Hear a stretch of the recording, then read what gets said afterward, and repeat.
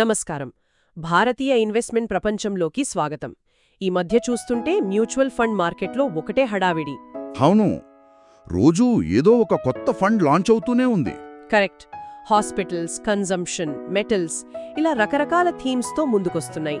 అసలిప్పుడు మార్కెట్లో ఏం నడుస్తోంది? ఆ, ఇది కేవలం కొత్త ఫండ్స్ జాబితా మాత్రమే కాదు, ఇది మార్కెట్ ఎటువైపు వెళ్తోందో చెప్పే ఒక సూచన అని చెప్పొచ్చు. ఓ, అంటే ఇన్వెస్టర్లు ఆలోచన విధానం మారుతోందా? అవును, ఖచ్చితంగా. ఇన్వెస్టర్ల ఆలోచన విధానం ఎలా మారుతోందో, ఫండ్ హౌసులు దానికి ఎలా స్పందిస్తున్నాయో మనం ఇక్కడ గమనించవచ్చు. ఈరోజు మన చర్చ ఈ కొత్త పరిణామాల వెనుకున్న వ్యూహాలను అర్థం చేసుకోవడానికి బాగా సహాయపడుతుంది. సరే, అయితే మొదలు పెడదాం.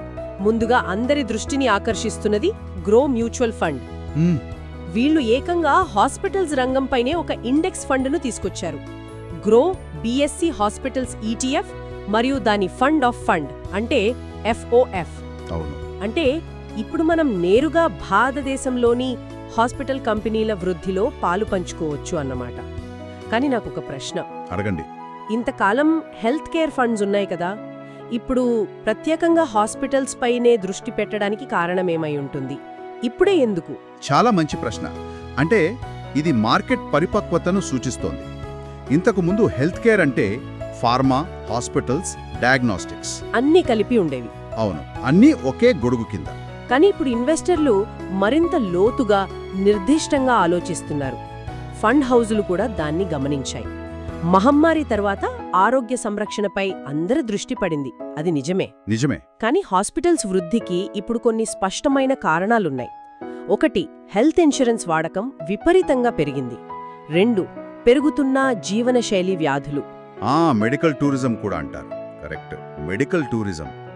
ఈ కారణాల వల్ల మొత్తం హాస్పిటల్ రంగం వృద్ధి చెందుతుందని ఫండ్ హౌస్ నమ్ముతుంది. అందుకే ఏ ఒక్క హాస్పిటల్ స్టాక్ పైన పందెం కాయకుండా మొత్తం ఇండెక్స్ రూపంలో ఒక సులభమైన మార్గాన్ని అందిస్తోంది. అర్థమైంది.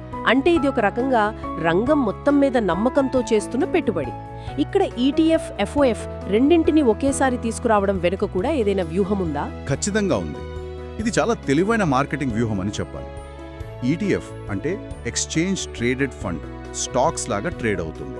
దీనికి డీమ్యాట్ ఖాతా తప్పనిసరి. అంటే కొంచెం అనుభవజ్ఞులైన ఇన్వెస్టర్ల కోసం. అవును, ఇది సాధారణంగా మార్కెట్ గురించి తెలిసిన వాళ్లను ఆకర్షిస్తుంది. అదే సమయంలో FOF అంటే ఫండ్ ఆఫ్ ఫండ్. దీని ద్వారా డీమ్యాట్ ఖాతా లేని వాళ్లు కూడా సాధారణ మ్యూచువల్ ఫండ్ లాగే SIP పద్ధతిలో పెట్టుబడి పెట్టవచ్చు. వావ్! అంటే ఒకే ఉత్పత్తితో 2 రకాల ఇన్వెస్టర్లను లక్ష్యంగా చేసుకుంటున్నారన్నమాట. సరిగ్గా అదే. మార్కెట్ను విస్తృతం చేసే ప్రయత్నం ఇది. అంటే ఒకే దెబ్బకు 2 పిట్టలు. ఇదే దారిలో HDFC మ్యూచువల్ ఫండ్ కూడా ఒక థీమాటిక్ ఫండ్తో వచ్చింది. అవును, consumption theme. HDFC Nifty India consumption index fund. ఇది భారతదేశ వినియోగ కథ అంటే కన్జంప్షన్ స్టోరీ మీద దృష్టి పెడుతుంది. FMCG, ఆటో, కన్జ్యూమర్ సర్వీసెస్ వంటివి. కనీస పెట్టుబడి కేవలం ₹100. ఇక్కడ ఆసక్తికరమైన విషయం ఏమిటంటే ఆ ఫండ్ యొక్క నిబంధన. ఈ ఇండెక్స్లో ఉండే కంపెనీలు తమ ఆదాయంలో 50% పైగా భారతదేశం నుండే సంపాదించాలి. ఓ, అలాగా? దీనివల్ల ఇది పూర్తిగా made in India, for India థీమ్గా మారుతుంది. ప్రపంచ ఆర్థిక వ్యవస్థలో ఎన్ని ఒడిదొడుకులున్నా భారతదేశ అంతర్గత వినియోగం బలంగా ఉంటే ఈ ఫండ్ లాభపడే అవకాశం ఉంది. ఇది కూడా ప్యాసివ్ ఫండే కదా? అవును, ఇది కూడా గ్రో హాస్పిటల్స్ ఫండ్ లాగే ఒక ప్యాసివ్ ఫండ్. అంటే తక్కువ ఖర్చుతో ఒక నిర్దిష్ట థీమ్లో పెట్టుబడి పెట్టే అవకాశం కల్పిస్తోంది. అయితే ఈ థీమాటిక్ ఫండ్స్ ట్రెండ్ కేవలం ఈ 2 రంగాలకే పరిమితమైనట్లు లేదు. మిరే అసెట్ వారు మెటల్స్ ఇండెక్స్ పై, ఏంజెల్ వన్ వారు సిల్వర్ పై అవును, కొత్త ఫండ్స్ తీసుకొచ్చారు. ఇవన్నీ ఒకేసారి రావడం యాదృచ్ఛికమా, లేక దీని వెనక ఏదైనా పెద్ద ట్రెండ్ ఉందా? ఇది అస్సలు యాదృచ్ఛికం కాదు. ఇవన్నీ ఒకే కథలోని వేర్వేరు అధ్యాయాలని చెప్పాలి. అంటే ఎలా? మనం దీన్ని పెద్ద చిత్రంగా చూస్తే హాస్పిటల్స్, కన్జంప్షన్ వంటివి వృద్ధి ఆధారిత థీమ్స్. అంటే ఆర్థిక వ్యవస్థ వృద్ధి చెందితే ఈ రంగాలు కూడా వృద్ధి చెందుతాయి. కానీ మెటల్స్, సిల్వర్ వంటివి అవి కమోడిటీస్ కదా? కరెక్ట్. కమోడిటీ ఆధారిత ఫండ్స్ రావడం వేరే విషయాన్ని సూచిస్తోంది. ఈక్విటీ మార్కెట్లు గరిష్ట స్థాయిలో ఉన్నప్పుడు కొంతమంది ఇన్వెస్టర్లు ద్రవ్యోల్బణం నుండి తమ పోర్ట్ఫోలియోను కాపాడుకోవడానికి చూస్తారు. అప్పుడు బంగారం, వెండి, ఇతర మెటల్స్ వంటి వాటిలోకి కొంత డబ్బును మళ్లిస్తారు. ఓ, అర్థమైంది. సో ఒకవైపు వృద్ధి మీద పందెం కాయడానికి ఫండ్స్ వస్తున్నాయి, మరోవైపు భద్రత కోసం చూసేవారికి కూడా కొత్త ఆప్షన్స్ అందుబాటులోకి వస్తున్నాయి. అయితే ఇదంతా బాగానే ఉంది కానీ ఒకే రంగంపై లేదా ఒకే థీమ్పై ఇంతగా దృష్టి పెట్టడంలో ఏదైనా ప్రమాదం ఉందా? ఖచ్చితంగా ఉంది. ఇదే అతి ముఖ్యమైన హెచ్చరిక. ఇలాంటి సెక్టోరల్ లేదా థీమాటిక్ ఫండ్స్ చాలా కేంద్రీకృతమై ఉంటాయి. అంటే కత్తికి రెండు వైపులా పదును ఉన్నట్లు. అవును, ఆ రంగం బాగా రాణిస్తే రాబడి అద్భుతంగా ఉంటుంది, మార్కెట్ను కూడా మించిపోవచ్చు. కానీ ఆ రంగం ఒత్తిడికి గురైతే, ఉదాహరణకు ప్రభుత్వం ఏదైనా ప్రతికూల విధానం తెచ్చినా లేదా అంతర్జాతీయంగా డిమాండ్ తగ్గినా నష్టాలు కూడా తీవ్రంగా ఉంటాయి. అంటే డైవర్సిఫైడ్ ఫండ్ ఇచ్చే భద్రత ఉండదు. ఇది ఒక లెక్క ప్రకారం తీసుకునే రిస్క్, ఒక పందెం లాంటిది. పోర్ట్ఫోలియోలో వీటికి చిన్న స్థానం మాత్రమే ఇవ్వాలి. అర్థమైంది. అంటే ఒక థీమ్పై పందెం గాయడం ఒక మార్గం, కానీ ఏ రంగం రాణిస్తుందో, ఏ థీమ్ క్లిక్ అవుతుందో అని ఊహించడం అందరికీ సాధ్యం కాదు కదా. అలాంటి వారి కోసం ఏమైనా ప్రత్యామ్నాయాలు ఉన్నాయా? సరిగ్గా అక్కడికే వస్తున్నాను. ఒక థీమ్పై కాకుండా ఫండ్ మేనేజర్ తెలివితేటలపై నమ్మకముంచే వారి కోసం కూడా మార్కెట్లో కొత్త ఆప్షన్స్ ఉన్నాయి. ఉదాహరణకు ఓల్డ్ బ్రిడ్జ్ మ్యూచువల్ ఫండ్. వాళ్ళ కొత్త ఫ్లెక్సీ క్యాప్ ఫండ్. అవును, దీని ప్రత్యేకత ఏమిటంటే ఫండ్ మేనేజర్కు పూర్తి స్వేచ్ఛ ఉంటుంది. మార్కెట్ పరిస్థితులను బట్టి large cap, mid cap, small cap stocks మధ్య ఎంతైనా కేటాయింపులు మార్చుకోవచ్చు. అంటే స్మాల్ క్యాప్స్ బాగా పెరిగేలా ఉంటే అటువైపు, మార్కెట్ పడుతున్నప్పుడు సురక్షితమైన లార్జ్ క్యాప్స్ వైపు వెళ్లే సౌలభ్యం ఉంటుందన్నమాట. అవును, ఇది బాటమప్ విధానాన్ని అనుసరిస్తుంది. ఒక్క నిమిషం, బాటమప్ అంటే కంపెనీ సైజ్తో సంబంధం లేకుండా అంటారా? అవును, సరిగ్గా అదే. కంపెనీ ఏ సైజ్ది అని చూడకుండా దాని వ్యాపారం ఎంత నాణ్యమైనది, భవిష్యత్తులో ఎంత వృద్ధి చెందగలదు అనే దాని ఆధారంగా స్టాక్స్మే ఎంచుకుంటారు. ఓ, ఫండ్ మేనేజర్గా కెన్నెత్ ఆండ్రెడ్ వంటి అనుభవజ్ఞుడు ఉండటం కూడా ఒక ఆకర్షణ. ఇది ఒకే ఫండ్తో మొత్తం మార్కెట్లో పెట్టుబడి పెట్టి మిగిలిన తలనొప్పి అంతా ఫండ్ మేనేజర్కు వదిలేయాలనుకునే వారికి సరిపోతుంది. అంటే ఇన్వెస్టర్ల అవసరాలను బట్టి రకరకాల వ్యూహాలు అందుబాటులోకి వస్తున్నాయి. ఇదే కోవలో టాటా ఏఐ వాళ్ళ value index funds, Bajaj Finserv వారి లో డ్యూరేషన్ ఫండ్స్ కూడా ఉన్నాయి కదా. అవి ఏ అవసరాన్ని తీరుస్తాయి? టాటా ఏఐ వాల్యూ ఫండ్స్ ఒక ఆసక్తికరమైన వ్యూహం. అవి మార్కెట్ సరిగా గుర్తించని, వాటి అసలు విలువ కంటే తక్కువ ధరకు దొరుకుతున్న కంపెనీలను లక్ష్యంగా చేసుకుంటాయి. ఓ, ఇది కూడా ఒక రకమైన థీమే, విలువ అనే థీమ్. కరెక్ట్. ఇక బజాజ్ ఫిన్సర్వ్ లో డ్యూరేషన్ ఫండ్ పూర్తిగా భిన్నమైనది. ఇది ఈక్విటీ మార్కెట్ రిస్క్ వద్దనుకునే వారికి. అంటే తక్కువ కాలానికి. అవును, తమ దగ్గర ఉన్న అదనపు డబ్బును 6 నుండి 12 నెలల పాటు సురక్షితంగా ఉంచి బ్యాంక్ ఎఫ్డి కంటే కొంచెం ఎక్కువ రాబడి ఆశించేవారికి ఇది సరిపోతుంది.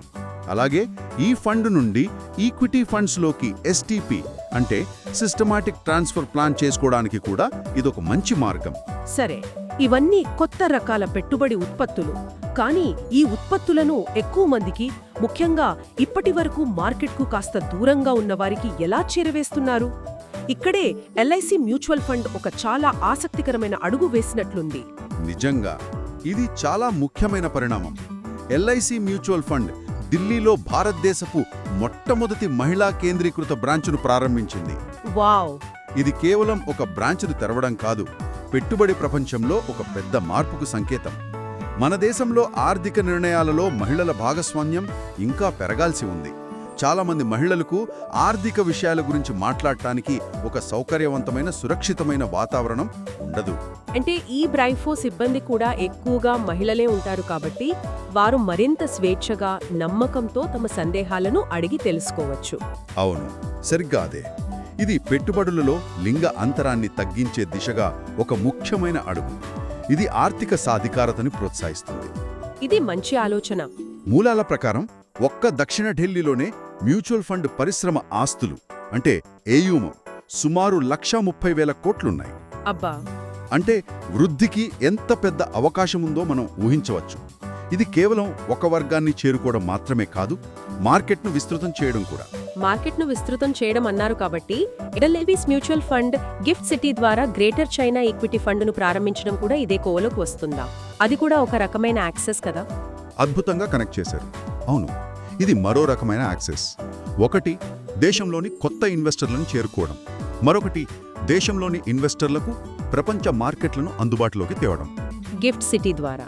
అవును, గిఫ్ట్ సిటీ ద్వారా ఇలాంటి అంతర్జాతీయ ఫండ్స్ ప్రారంభించడం వల్ల పన్ను ప్రయోజనాలు, సులభమైన నిబంధనలు ఉంటాయి. దీనివల్ల భారతీయ ఇన్వెస్టర్లు ఇప్పుడు డాలర్లలో చైనా వంటి పెద్ద మార్కెట్లోని కంపెనీలలో సులభంగా పెట్టుబడి పెట్టవచ్చు. ఇది మన ఇన్వెస్టర్లకు ప్రపంచ వేదికపై మరిన్ని అవకాశాలను తెరుస్తుంది. వావ్! ఇన్ని రకాల కొత్త ఫండ్స్, కొత్త వ్యూహాలు, మార్కెట్ను విస్తరించే ప్రయత్నాలు అంతా బాగుంది. కానీ ఈ కొత్త ఆకర్షణీయమైన ఆప్షన్స్ మధ్య పడి మనం అసలు విషయాన్ని మర్చిపోతున్నామా? అంటే ఓపికగా, క్రమశిక్షణతో దీర్ఘకాలం పాటు పెట్టుబడి పెట్టడం అనే సూత్రం ఇంకా పనిచేస్తుందా? దీనికేదైనా బలమైన ఉదాహరణ ఉందా? దీనికొక అద్భుతమైన, శక్తివంతమైన ఉదాహరణ ఉంది. అది HDFC బ్యాలెన్స్డ్ అడ్వాంటేజ్ ఫండ్. ఓ అవును. ఆస్తుల పరంగా ఇది దేశంలో 2వ అతిపెద్ద ఫండ్. ఇది ఇటీవల 32 సంవత్సరాలు పూర్తి చేసుకుంది. ఆగండి, ఇక్కడే ఒక నమ్మశక్యం కాని సంఖ్య చూశాను. ఈ ఫండ్ ప్రారంభమైనప్పటి నుండి నెలకు 10,000 రూపాయల చొప్పున SIP చేసినట్లయితే ఆ మొత్తం ఇప్పుడు 15.89 కోట్లు అయ్యిందా? అవును. ఇది ఎలా సాధ్యం? నెలకు 10,000, 15 కోట్ల. ఈ గణితం కొంచెం విడమర్చి చెప్పండి. ఈ సంఖ్య చూసినప్పుడు ఎవరికైనా ఆశ్చర్యం కలుగుతుంది. కానీ ఇదే చక్రరెడ్డి లేదా పవర్ ఆఫ్ కంపౌండింగ్ యొక్క అద్భుతం. ఇక్కడ మనం గమనించాల్సింది రాబడి శాతం. ఈ ఫండ్ 18.40% XIRR ఇచ్చింది. XIRR అంటే మనం ప్రతి నెల వేర్వేరు సమయాల్లో డబ్బు పెడుతున్నాం కాబట్టి మన అసలైన వ్యక్తిగత రాబడిని ఇది చాలా ఖచ్చితంగా చూపిస్తుంది. అంటే దాదాపు 18% వార్షిక రాబడి. అవును, సుమారు 18% వార్షిక రాబడితో 32 సంవత్సరాల పాటు క్రమం తప్పకుండా పెట్టుబడి పెడితే చిన్న మొత్తం కూడా ఇంత పెద్ద సంపదగా మారగలదు. అంటే ఈ 32 ఏళ్లలో మార్కెట్ ఎన్నోసార్లు పడిపోయి ఉంటుంది, ఆర్థిక సంక్షోభాలొచ్చి ఉంటాయి, అయినా కూడా ఇంత రాబడి సాధ్యమైందా?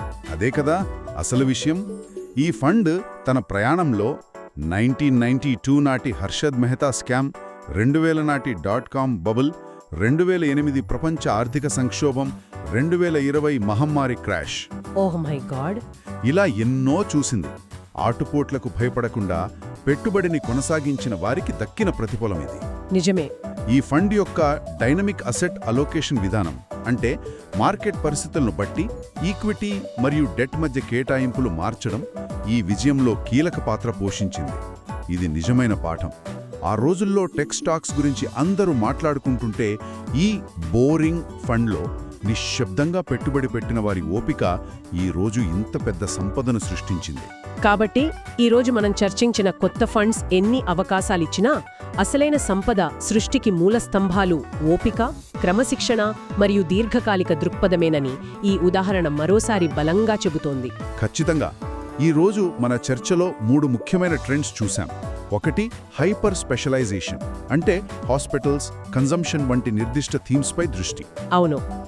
2, వ్యూహాత్మక సౌలభ్యం, అంటే ఫ్లెక్సీ క్యాప్ ఫండ్స్ ద్వారా మేనేజర్కు స్వేచ్ఛ ఇవ్వడం.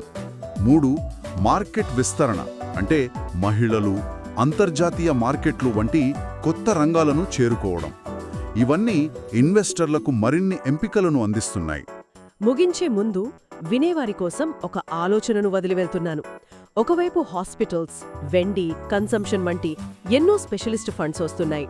మరోవైపు HDFC బ్యాలెన్స్డ్ అడ్వాంటేజ్ ఫండ్ లాంటి పాత డైవర్సిఫైడ్ ఫండ్స్ అద్భుతమైన ఫలితాలను చూపిస్తున్నాయి.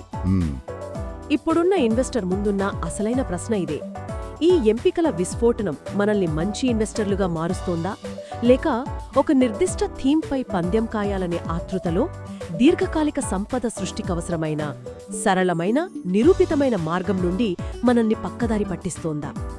ఎక్కువ ఎంపికలు మంచి సంపదకు దారితీస్తాయా, లేక ఎక్కువ గందరగోళానికి దారితీస్తాయా? దీని గురించి ఆలోచించండి.